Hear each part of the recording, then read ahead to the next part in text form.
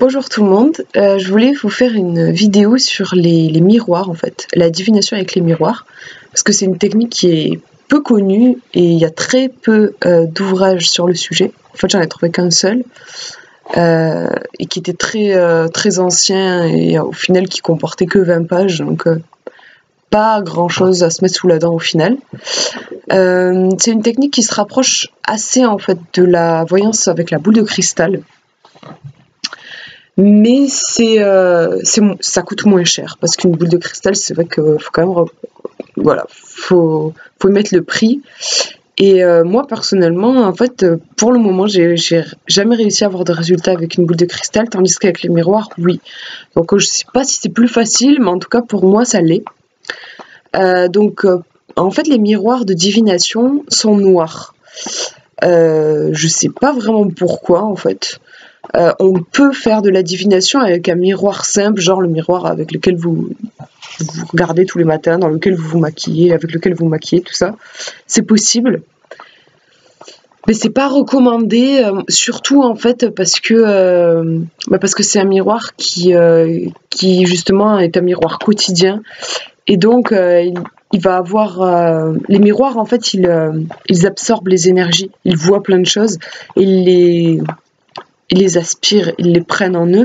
Et du coup, ça risque non seulement de fausser vos visions, je pense même que ça peut être, peut-être pas dangereux, mais en tout cas fatigant. Vous risquez de vous choper des énergies qui sont pas super, en fait. Et de toute façon, quand on fait de la divination, il vaut mieux, enfin moi en tout cas, je trouve, garder un outil qui va vous servir uniquement à ça. Ça donne aussi un côté sacré et vous, du coup, vous allez être dans de meilleures dispositions. Si vous prenez votre miroir de divination, ça sera différent que si vous vous posez devant votre miroir quotidien, quoi. Voilà. Sinon, pour le fabriquer, c'est très simple. Vous pouvez prendre juste une vitre, en fait. Vous peignez un côté en noir avec de la peinture acrylique. Et en fait, voilà, vous aurez créé votre miroir, donc ça vous aura rien coûté du tout. Sinon, vous pouvez en trouver dans des boutiques ésotériques. Alors, c'est vrai que c'est pas évident à trouver. Moi, je suis allée sur Internet. Voilà, donc j'ai trouvé celui-ci, qui est petit mais superbe. Moi, j'adore.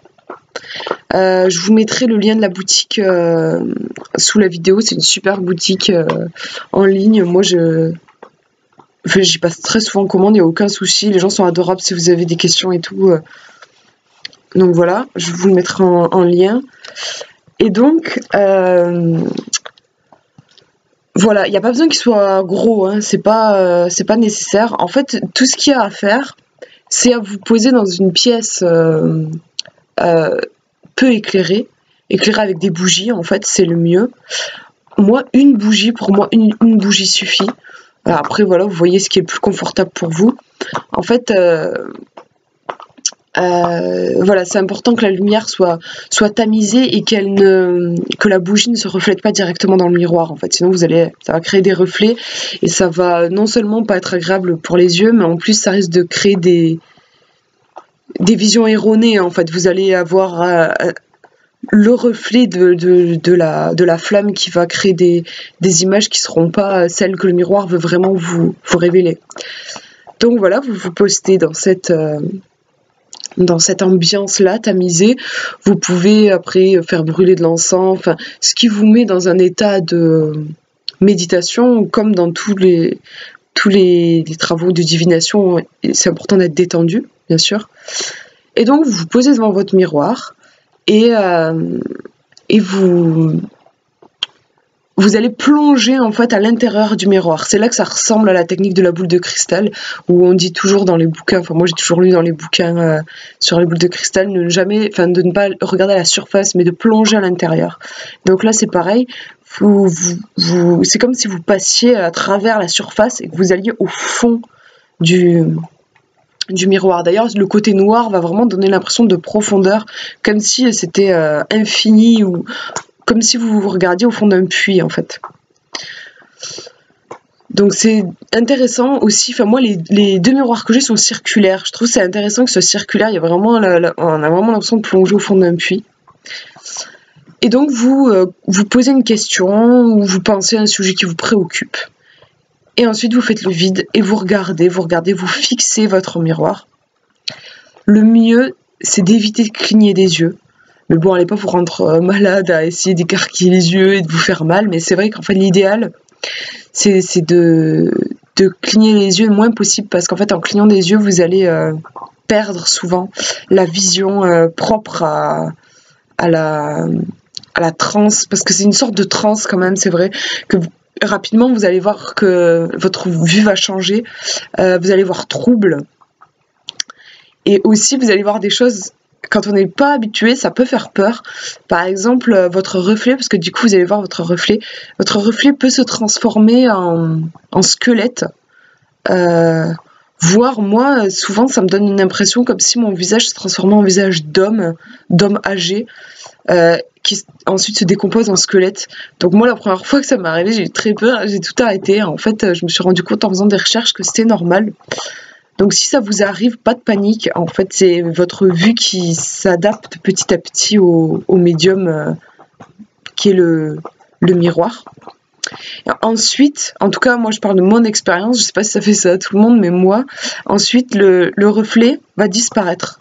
Et à partir de là, la vision va apparaître. Donc c'est important de garder son calme, parce que moi souvent je vois que le reflet disparaît et je suis toute excitée, je me dis ça y est, je vais avoir une vision, et du coup je perds le truc, je revois de nouveau mon reflet, ou je cligne des yeux, voilà, et je revois de nouveau mon reflet.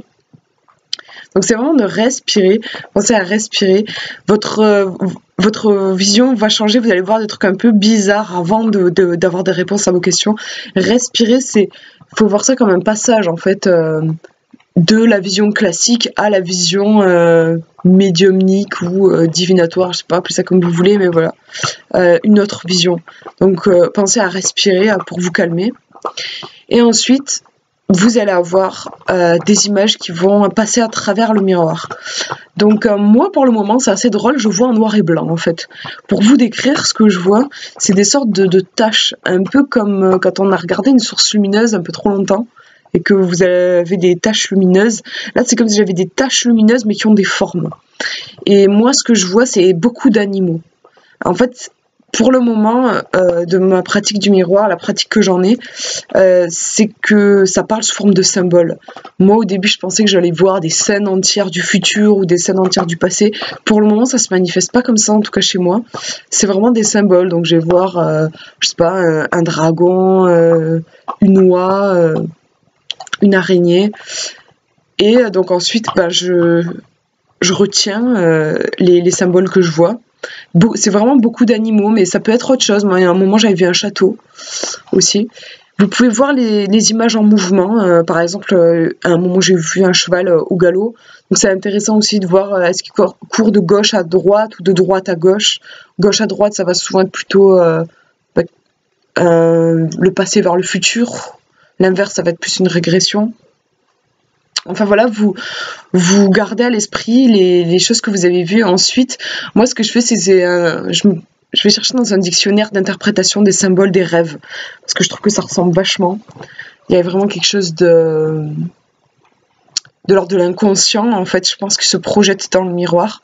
Et après, bien sûr, interroger votre propre feeling, quoi, votre propre impression. Oui, parce que les émotions aussi qui vont ressortir sont très importantes. Moi, par exemple, j'ai investi il n'y a pas longtemps dans un miroir en obsidienne. Donc voilà, je vais vous le montrer. Je l'ai là. Hop, voilà.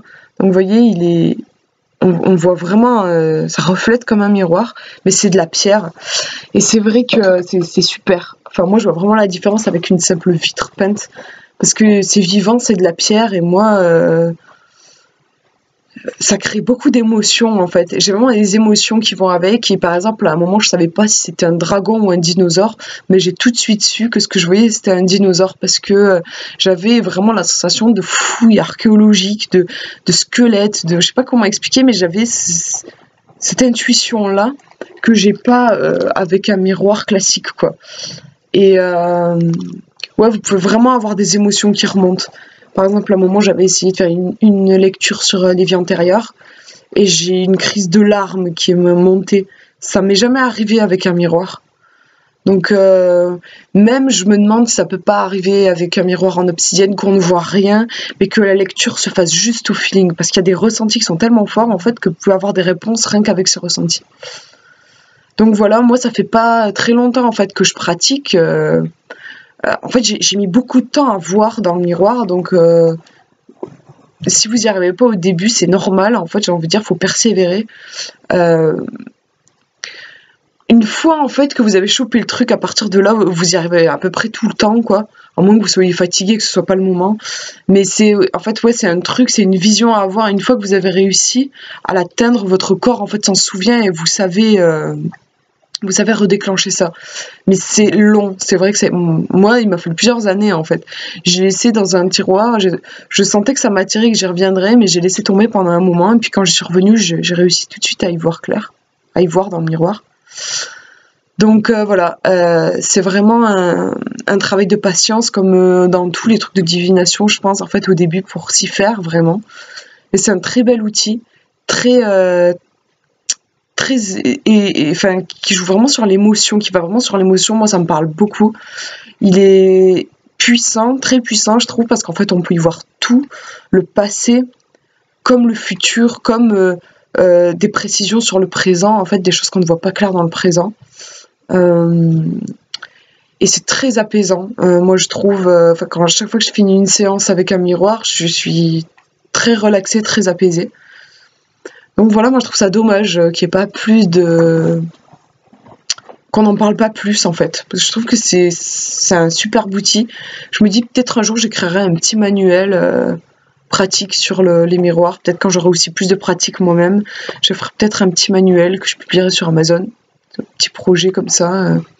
Je pense que c'est important. Enfin, voilà, c'est un très bel outil que je tenais à vous partager. Voilà, je vous fais de gros bisous et puis je vous dis à une prochaine vidéo.